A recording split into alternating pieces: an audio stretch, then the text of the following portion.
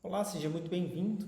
Eu estou trazendo um tema, ele é um tema um pouco fechado às vezes, mas ele é importante e eu espero que o meu áudio esteja bom aí, tá? Mas a ideia aqui é a gente discutir um pouco sobre conservadorismo, progressismo, liberalismo e maçonaria, tá? Sobre os aspectos do posicionamento político, filosófico e como que a maçonaria se comporta durante essa história. Para a gente contextualizar, as palavras conservadorismo, progressismo, liberalismo são só as palavras imputadas ao estilo de vida das pessoas, como elas se comportam, sob qual prisma elas enxergam suas vidas. Tá, um pouquinho de história. Segundo os registros históricos, as filosofias sociais, que são chamadas assim, tá? O liberalismo, o conservadorismo e o progressismo, elas nascem de dois desdobramentos, tá? Basicamente de dois desdobramentos. Da Reforma Protestante, no século XVI, e do Iluminismo. Pode-se afirmar também que a maçonaria é filha dos mesmos movimentos, tá? Porque ela nasce também ali no século XVIII. E um pouquinho de história. Enquanto o progressismo nasce do movimento iluminista e da reforma protestante, é interessante a gente falar um pouco disso, né? O conservadorismo, que é o conservadorismo empírico, né? Eu vou falar desse conceito daqui a pouco, nasce como uma força contrária a este movimento. O liberalismo também nasce nesse mesmo período, um pouco depois, contrapondo os outros dois modelos, tá? Que é o conservadorismo e o progressismo. Tá? E aí, o que é o progressismo? Né? Segundo a nossa queridinha Wikipédia, e eu peguei a Wikipédia aqui de propósito, porque a Wikipédia é pédia é de enciclopédia, e enciclopédia é uma obra do movimento progressista. E eu vou contar onde que aconteceu daqui a pouco. Então, ela se refere a um conjunto de doutrinas filosóficas, éticas e econômicas, baseado na ideia de que o progresso, no sentido de avanço científico, tecnológico, econômico e social, é vital para o aperfeiçoamento da condição humana. Interessante, né? O progressismo tem uma base muito bacana. Este pensar encontra fundamentos no ideário iluminista e tem como pilar a crença de que as sociedades podem passar da barbárie à civilização. Lembrando que nós estamos falando ali do final do século XVII, ali, né? De meados do século XVI ao XVIII, mais ou menos, né? Ali a sociedade era bem menos evoluída do que é hoje. Por fim, o progressismo está ligado à ideia de progresso infinito, mediante transformações da sociedade, da economia e da política. Ainda, o progressismo é associado ao positivismo e ao evolucionismo. Nós vamos falar um pouco disso para frente. Quais são as premissas, né, do progressismo? O Robert Nisbet, que ele é nascido na Califórnia, acho que no século passado, tá? É até recente. Não existem coincidências, tá? Mas por quê? Porque a Califórnia é um dos estados mais progressistas dos Estados Unidos. Né? Ele define 5 premissas da ideia, né, de progresso. E eu vou apresentar. Entretanto, é um movimento progressista que prega a ideia de uma sociedade universal com um só povo. Tá? Então, isso aí é uma coisa interessante da gente guardar. Quais são as premissas do progressismo? O valor do passado, a excelência da civilização, o valor do crescimento econômico e tecnológico. É engraçado que esse cara era da Califórnia no século passado, quando não tinha nem computação, né? E nós estamos falando do estado mais tecnológico do planeta, né? Então imagina, né? Fé na razão e no conhecimento científico acadêmico obtido, importância intrínseca e valor da vida na Terra. Essas são as premissas do progressismo. E aí agora eu quero falar um pouco sobre os movimentos progressistas e os seus feitos. A Reforma Protestante, século XVI, ali, destitui a Igreja Católica, né, como instituição hegemônica. A instituição hegemônica é aquela instituição que é a que gera as narrativas, a que domina a sociedade. O Iluminismo cria o método científico, as primeiras enciclopédias. Por isso que eu peguei o conceito da Wikipédia, eu achei interessante a gente fazer isso. O positivismo, que é uma evolução da metodologia científica como forma de comprovação de fatos. A Revolução Industrial, que faz a transição dos métodos de manufatura. Tudo isso são movimentos progressistas, tá? E aí vem o marxismo, que luta pela melhoria das relações de trabalho e a fundação de nações comunistas. Então aqui a gente já tem um movimento comunista aqui acontecendo. O darwinismo social, que eu vou explicar um pouquinho do que ele é guerras mundiais e disputa de poder entre nações. E a nova esquerda, que é o feminismo, o Black Lives Matter, comunidade LGBTQIA+, os hippies, essa é chamada de nova esquerda, que vem de 1960 para cá. Agora eu queria te convidar a observar uma linha do tempo. Olha só. A Reforma Protestante abre precedentes para a visão científica do mundo, gerando assim os iluministas. Após se libertar das amarras da Igreja Católica, sem o risco de morrer em uma fogueira, ou enforcado, os iluministas criam um método científico e disseminam outros livros além das escrituras, chamados de enciclopédias. É curioso que a palavra Bíblia remonta à coleção de livros, assim como é uma enciclopédia. Para melhorar o método científico, temos o positivismo, de Comte com M, tá? É um nome próprio, eu não estou ferindo a língua portuguesa, que elimina por completo questões como experiências vindas de crenças religiosas, superstições ou qualquer coisa do campo espiritual, intuitivo ou transcendente. Tá? Não importa, para ele era fatos e dados. Contra fatos e dados não há argumento. Já ouviu essa frase? Provavelmente é um positivista que criou, se não foi Comte.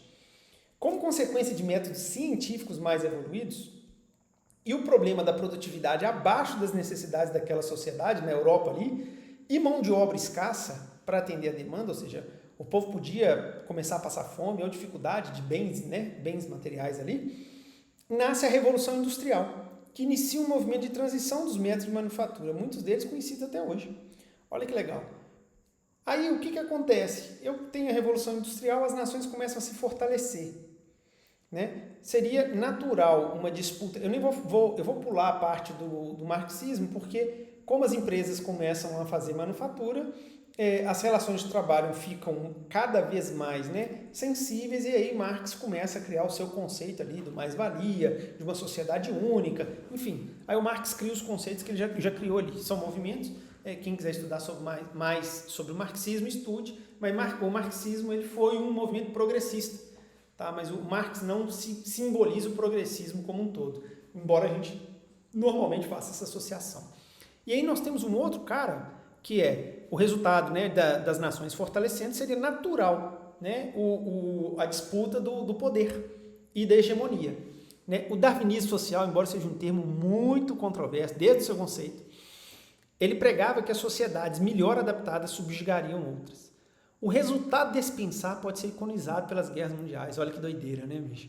E darwinismo social é uma maldade, né? Porque Darwin criou um conceito das espécies, né, da evolução das espécies, mas pegaram o nome dele emprestado para falar de darwinismo social. Aliás, isso é uma das coisas que os progressistas fazem muito. Pegam um conceito antigo, criam um conceito novo e destrói o conceito antigo por completo. Isso é uma das coisas que eu não gosto no progressismo. E aí nós vemos agora o quê?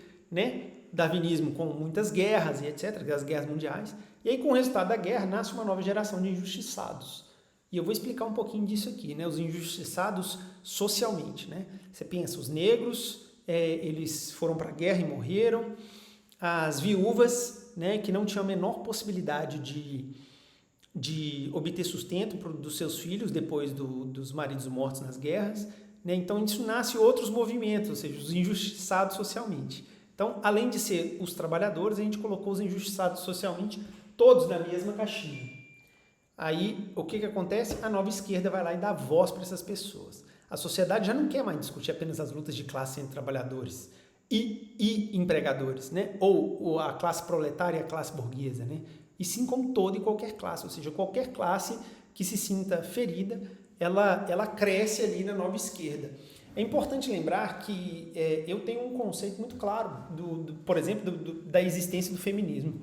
Hoje o feminismo não raspar sovaco, meu corpo, minhas regras, casamento é uma bosta, homem não presta, ele não é o feminismo essencial, né?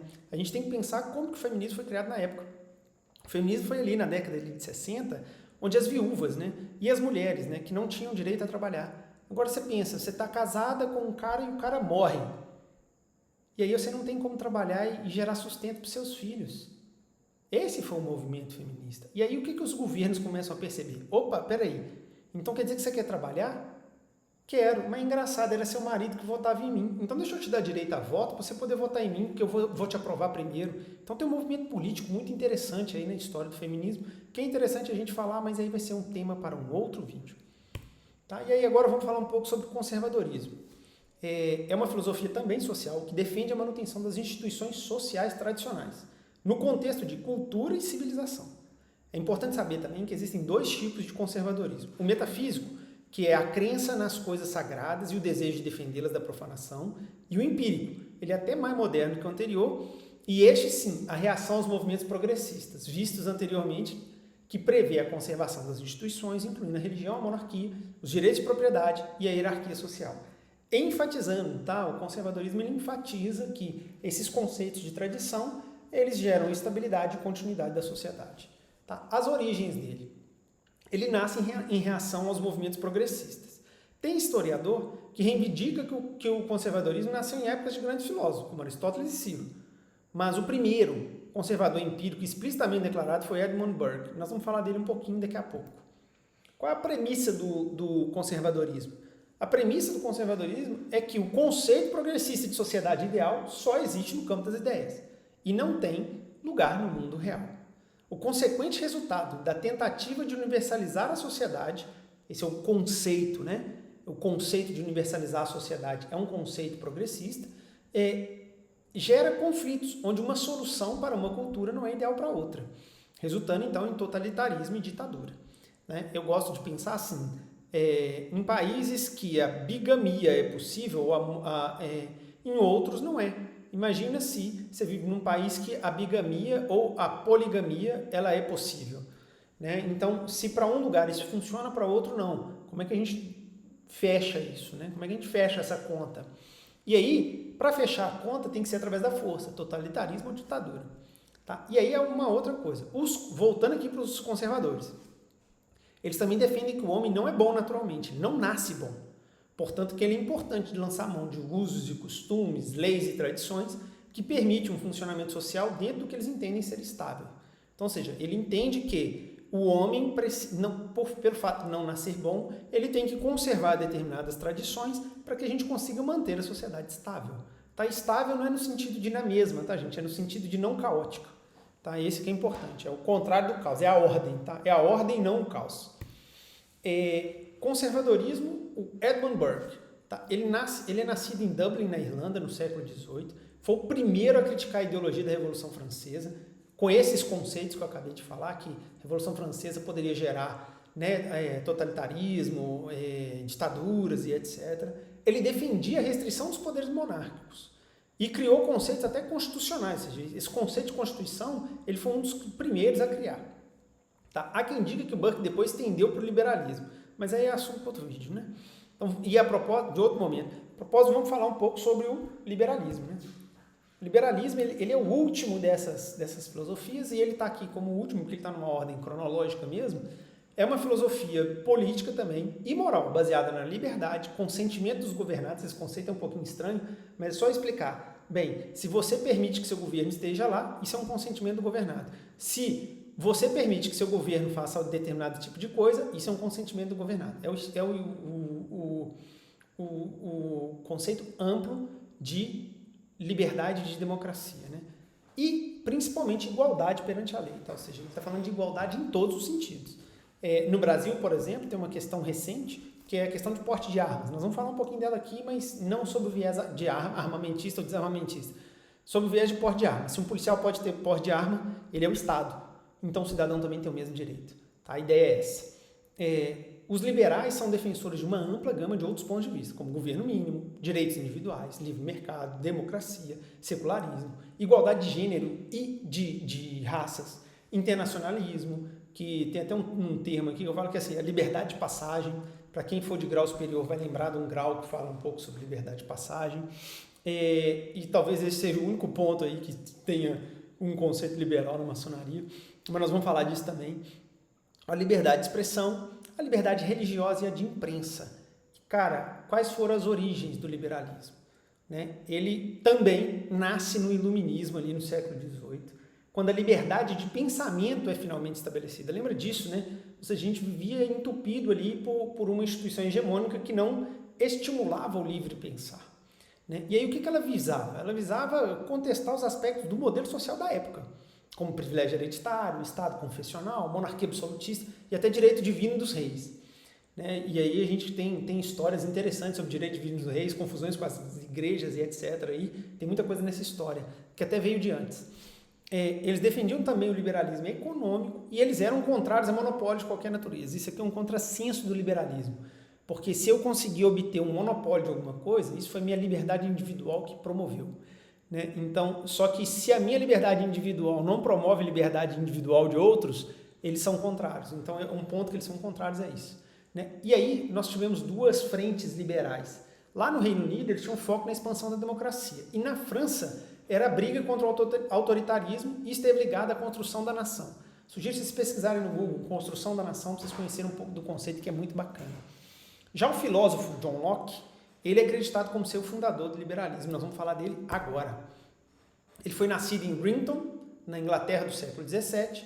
Ele foi um filósofo que, além de ter dissertado sobre diversos temas, ele ficou conhecido como ser o pai do liberalismo, tá? Que eu já falei antes, então eu dei um spoiler, é isso aqui. O Locke, ele defendia uma ideia legal demais, que é o governo consentido no processo democrático, no estado da arte do processo democrático, o direito natural, a liberdade, a vida e a propriedade. Isso, cara, guarda isso aqui, porque isso aqui é um conceito do liberalismo sensacional. Ele influenciou, inclusive, as revoluções liberais, como a Revolução Inglesa, a Americana e até a Francesa. E olha que legal, quais são nós vamos falar um pouco sobre essa Revolução Americana aqui para frente, o impacto dela na Constituição e o liberalismo lá, tá? As marcas do liberalismo na Constituição Americana. E aí nós vamos falar um pouco agora das premissas. Assim como já foi dissertado por Locke, a premissa do liberalismo estava nos direitos, lembrando, naturais do homem, a vida, a liberdade e a propriedade. Ele entende que, com base nesses 3 direitos naturais, é que nós fundamos ou criamos os governos, para que eles cuidassem de preservar esse tipo de coisa. Caso os governos não respeitassem esse direito, as pessoas poderiam simplesmente contestar o governo e não respeitar suas decisões, e até se revoltar contra ele. E aí olha que legal, esse conceito, lá nos Estados Unidos, que é um dos países a tornar evidente a importância do liberalismo na sua Constituição. Cara, são as emendas, né? Você já deve ter visto o filme ali, que o cara fala assim, eu invoco a 5ª emenda, tem documentário falando sobre a 1ª emenda, que é da liberdade de expressão, tem país, na época das armas, a confusão das armas, o povo fala, pô, mas e a 2ª emenda, e a 2ª emenda? Nós vamos falar um pouco sobre isso aqui. Tá? Então, eles garantiram os direitos baseados nas premissas liberalistas, olha que legal. Tá? O primeiro artigo da Constituição, da emenda, né, que é a 1ª emenda, que eles chamam de 1ª emenda, né, é a não interferência na fé das pessoas, ou seja, o Estado não pode interferir na fé das pessoas e na liberdade de expressão. Tá? Olha que legal. A 2ª emenda é a proteção da sociedade contra o governo, por meio da garantia ao acesso a armas. Então, o cidadão americano hoje, ele tem acesso a armas graças à 2ª emenda, ou ao 2º artigo da emenda da Constituição, de 1798. A não invasão de propriedade, independente de tempos de guerra ou de paz. Eles falam mais especificamente aqui, a não invasão da propriedade, ou seja, um soldado não pode, o Estado não pode tomar a propriedade de ninguém, nem se abrigar no interior da propriedade de ninguém, independente se esteja em tempos de guerra ou de paz, exceto nos casos previstos na lei. Os casos previstos na lei são mandados e etc. Né? Então a gente tem que pensar nisso, mas ele está lá no artigo. E olha que interessante o artigo 4º. A inviolabilidade do ser humano, ou seja, o ser humano é inviolável, casas, papéis e seus haveres. Ou seja, nada disso é violável. O quarto, né, a 4ª emenda, o 4º artigo. E isso fala um pouco sobre o direito à privacidade, ou seja, eu estou no meu lar, eu sou eu, você não pode me violar, a minha casa, os meus papéis ou os meus bens. E aí nós temos um desdobramento dos conceitos filosóficos, dos movimentos filosóficos. Nós temos um conceito aqui que passará para um braço desses 3 conceitos que eu vou explicar a seguir. Então vamos lá. Comunismo, capitalismo e anarcocapitalismo. Comunismo e capitalismo todo mundo já conhece, anarcocapitalismo talvez menos. Bem, o comunismo ele prega a universalização da sociedade por meio da abolição da propriedade privada. Além de outros conceitos, tá? Nós vamos pegar aqui só sobre esse viés. O capitalismo já defende uma sociedade um pouco mais livre, com direito de propriedade e um livre comércio de bens e serviços. Tá? Mas, por sua vez, o anarcapitalismo defende a soberania do indivíduo, através da propriedade privada e do livre mercado, sem nenhuma intervenção estatal. O anarcapitalismo, o conceito dele, ele chega a ser quase um extremo do liberalismo, né? Um liberalista extremista, mas ele tem um conceito bastante interessante por trás, tá? E podem ser considerados esses aqui como os braços políticos das filosofias progressistas, conservadoristas e dos liberalistas, respectivamente. Tem um errinho de português aí, mas vocês me desculpem. É dos liberalistas, respectivamente. Tá? Progressismo é maçonaria. Vamos falar um pouco sobre isso aqui. O primeiro movimento progressista, de fato, mesmo da história, foi o iluminismo. Teve a Reforma Protestante, mas nós vamos falar o que culminou, né? O que culminou. Então, foi o iluminismo. Não há como se falar de progressista sem recorrer aos argumentos históricos que geraram o movimento. Né? Quais são os argumentos históricos que geraram esse movimento? Gente, as pessoas eram simplesmente obrigadas a pensar e agir conforme a Igreja Católica. Tá? Nós temos que pensar no contexto da época, região e etc. Tá? Então foi isso. Então o iluminismo ele vem pegando carona na Reforma Protestante. Fala, cara, agora que nós damos uma porrada na igreja, vamos lá, né? Vamos pensar um pouco mais, vamos pensar um pouco além. Né? As pessoas estavam ávidas por isso, os pensadores da época. E não é uma coincidência que a maçonaria, como hoje nós conhecemos, nasceu dessa época, não. Tá? A maçonaria que a gente conhece é especulativa. Por inferência, né? Se a maçonaria tinha preceitos iluministas, e, portanto, ela tinha, ou ainda tem, na verdade ainda tem, preceitos progressistas. Porque a maçonaria ela é essencialmente progressista, mas não só progressista. Tá? Ela tem na sua essência, ela tem nos seus pilares os preceitos progressistas. Um dos pilares que a gente conhece bastante, né, é o liberdade, igualdade e fraternidade, que vem de um movimento progressista. Né? Então, esse é um movimento progressista. Olha que legal. A liberdade de pensamento, a liberdade do pensar, enfim, tudo isso são movimentos progressistas. Tá? Não são movimentos conservadoristas, mas nós vamos falar do conservadorismo e maçonaria daqui a pouco. E olha que legal, o motivo do ranço da Igreja Católica pode ser esse. Né? A Reforma Protestante vem dar uma porrada na Igreja, gera diminuição do poder, e aí o ato contínuo da Reforma Protestante é se tornar o Iluminismo. O Iluminismo vai lá nesse mesmo período e cria a maçonaria. Quando os católicos olham para aquilo, né, a Igreja Católica olha para aquilo e fala assim, cara, os maçons estiveram presentes nesse tempo atrás. Eles são contrários aos pensamentos da Igreja. Né? E eram. O fato é que eram contrários ao pensamento da Igreja Católica. Tá? Neste momento, guardando isso, tá? 17. Tá? Até aí, até 1727 ali, mais ou menos, podiam ter esses conceitos aí que a maçonaria realmente era totalmente contrária, né, aos ensinamentos da Igreja Católica, porque afinal de contas ela nasceu desses movimentos, ou seja, é uma questão de inferência lógica. Mas vamos falar de conservadorismo e maçonaria. Aí nós vamos falar um pouquinho disso aqui. É uma ideia de preservação da história. Olha só, eu estou vendo os três sob o viés da maçonaria agora. Né? Essa instituição e todas as tendências políticas e filosofias abordadas aqui até agora nasceram no mesmo período. Né? Nos períodos lá do século XVI ao século XVIII, XIX ali, tiveram evoluções, desdobramentos, tem até hoje. Né? A maçonaria tratou de pensar o que havia de bom em cada uma delas. Olha que interessante. Né? Nós vamos falar um pouco sobre liberalismo, que não é tão bem verdade, mas na época que a maçonaria foi fundada, o liberalismo ainda estava começando, então a maçonaria não soube aproveitar isso. Mas eu também explico isso aqui para frente. Então a maçonaria vai lá e pensa o conceito progressista, né, de liberdade de pensamento, de liberdade, igualdade, fraternidade, e cria um sistema de moral baseado nos conceitos integralmente religiosos cristãos. Ela junta o que tem de bom nos dois lados. E coloca aqui. Tá? E coloca aqui. Olha que legal isso, né? Então a maçonaria junta os conservadores e os progressistas e bota os caras para se reunir ali e fala, cara, vamos para lá, vamos nos reunir, vamos discutir os assuntos com liberdade e tal, não sei o que, vamos. Beleza, então tá ótimo. E aí nós vamos falar um pouco do liberalismo e maçonaria. Há espaço para muitos, mas não para todos. Tá? Então olha só, uma das filosofias sociais menos exploradas pela maçonaria até hoje, tá? Até hoje não, até o final do século passado, foi o liberalismo. A maçonaria não relatava nada sobre o tema, deixando claro que estava mais viva, né? Quando ela estava mais viva, era no período que as outras duas filosofias nasceram. Eu já expliquei isso aqui antes, mas explico de novo. A maçonaria foi fundada ali mais ou menos em 1717, e o liberalismo ainda estava engatinhando. O conservadorismo, ou seja, as pessoas que se posicionavam contra o progressismo já existiam, e o progressismo estava lá, né? Fazendo reforma protestante, iluminismo, etc., e os caras mandaram ver. Então a maçonaria conseguiu aproveitar um pouco disso, né? Beber dessa fonte. Do liberalismo ela já estava fundada, funcionando, estava indo bem, então ela acabou falando, cara, liberais, venham, mas assim, não tem muita coisa aqui para vocês sobre liberalismo, não. Tá? E nós não estamos falando de política partidária, nós estamos falando de filosofias, tá? Isso é muito importante, que inclusive isso é um tema proibido na maçonaria, quem não sabe, é política partidária. Existem posicionamentos políticos, existem políticas partidárias. Eu posso ser de esquerda, de direita, eu posso ser fã de Lula, posso ser fã de Bolsonaro, posso ser fã de Haddad, posso ser fã de Moro, né? Nós estamos gravando isso aqui nesse período. Eu posso ser fã de quem eu quiser, mas eu não discuto a política partidária, que meu partido isso, meu partido aquilo, o partido tal está fazendo isso positivamente para nós ou não. mas eu discuto política, política do polis, isso é permitido, mas a partidária não é.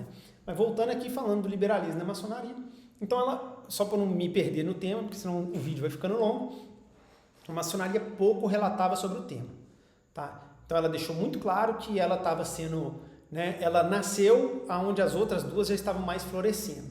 Então ele pegou os conceitos das outras. Inclusive o Anderson, né, que é o James Anderson, que escreveu as nossas cláusulas pétreas, ou para alguns chamadas landmarks, né, maçônicas, né, as cláusulas pétreas maçônicas, quase que torna impossível que parte dos conceitos liberais existam na maçonaria. Isso é importantíssimo a gente falar, porque tem alguns landmarks que tornam isso impossível. Né? Entretanto, a chegada de membros adeptos ao liberalismo, ou seja, eles podem chegar porque têm a liberdade de pensamento, mas não outras coisas, aí quem quiser estude sobre a Constituição de Anderson. Tá? Entretanto, essa chegada desses membros mais adeptos ao liberalismo, que é uma coisa até mais recente, tá? do que os outros todos, ou seja, a gente tem discutido liberalismo mais no sentido de discutir a instituição hegemônica do Estado. Né? Hoje o liberalismo está mais nessa linha, a gente até chama mais de libertário. Tá? Então esses conceitos morais sofrem ressignificações a partir das especulações promovidas nas reuniões da maçonaria. Ela reflete o que a maçonaria como um todo pensa? Não, ela reflete o que os membros pensam, alguns membros. Então essas ressignificações dos conceitos morais, eles vêm a partir das especulações. E é engraçado porque eu já vivenciei algumas ressignificações e elas são muito interessantes, inclusive as minhas, tá? E eu posso dizer por mim, não posso dizer pela maçonaria. Posso dizer por mim, ressignificação dos conceitos morais. Essa filosofia, ela ainda é pouco encontrada dentro dos templos maçônicos, não se discute muito sobre liberalismo, e mesmo entre seus adeptos. Tá? Ela é pouco encontrada, tanto nos templos quanto nos seus adeptos da maçonaria. Ainda assim, como a maçonaria tem uma premissa, né, como premissa, a liberdade de pensamento, não vai demorar muito para que a instituição integre conceitos liberais sobre seu sistema de moral. Então, aguardem que vocês vão ver. Agora eu vou falar para as minhas conclusões. Tá? Anotar pelo nascimento dos movimentos filosóficos sociais, que todos nasceram, né, com causas nobres, todos nasceram com causas nobres e importantes para o pensamento da época. O conservadorismo nasceu para defender o status quo, que era legal, o progressismo nasceu para mudar a forma de pensar da época, e é curioso, né, você pensar nessas forças aí, que no mesmo período, Isaac Newton tem elaborado a terceira lei, que é a ação e reação, que para qualquer força que existe igual, né, para qualquer força, existe força igual na direção oposta. Né? Entender isso me fez entender o nascimento da força progressista e suas forças contrárias. Eu confesso que na minha adolescência eu era um péssimo aluno da matéria de história, cheguei a tomar recuperação diversas vezes, mas só hoje eu entendo, depois de adulto, que a importância do estudo dos eventos que originaram a nossa história, né, a nossa sociedade como ela é hoje. Na minha humilde opinião, e aí eu estou falando da minha humilde opinião sobre a maçonaria, sobre a história da fundação da maçonaria ali, e da surfada nesse momento, ela aproveita a época da liberdade de pensamento, onde a razão podia ser utilizada em vez da fé, fruto de um movimento progressista para ser fundado. A partir daí, seus membros, que são defensores da liberdade, da igualdade, principalmente da fraternidade, que também são lemas de um grupo progressista, adaptaram seus sistemas, ritos, reuniões, instruções, para que tanto conservadores e progressistas pudessem discutir suas ideias sem se atacarem. Muitas vezes ela é atribuída a Descartes, a célebre frase, posso discordar do que diz, mas defenderei até a morte o seu direito de dizê-las, já encontrou morada na maçonaria, mas assim como a sociedade, seus membros têm faltado com esse pensar. Então os membros da maçonaria aí, muitas vezes, têm faltado com esse pensar aí de defender as pessoas dizerem o que querem dizer. Então, tem acontecido muito tratando logo de não se tolerar as ideias do outro. Né? E um dos conceitos da maçonaria também é a tolerância. Tolerância sem complacência, mas tolerância. E é necessário a gente aproveitar o movimento liberal para reforçar em nossas lojas membros que defendam a liberdade de homens livres, de verdade, de pensamento no sentido amplo. Bem, eu termino aqui com uma citação, uma frase de um cara, um maçom desconhecido. Né? Eu vim aqui para vencer minhas paixões, submeter minha vontade, fazer progresso, estreitando os laços de fraternidade. Eu deixo aqui esse pensar, porque a maçonaria tem esse objetivo como indivíduo, né? E a gente está falando ali do liberal, né? Foco no indivíduo. Então, é isso que o indivíduo na maçonaria devia estar fazendo. Principalmente, né? Enquanto vence as paixões e submete à vontade, fazendo progresso, ele estreita laços de fraternidade. Os laços de fraternidade nos permitem debater as ideias e não as pessoas. Bem, era isso que tinha. Eu agradeço Muitíssimo obrigado e eu te espero no próximo vídeo.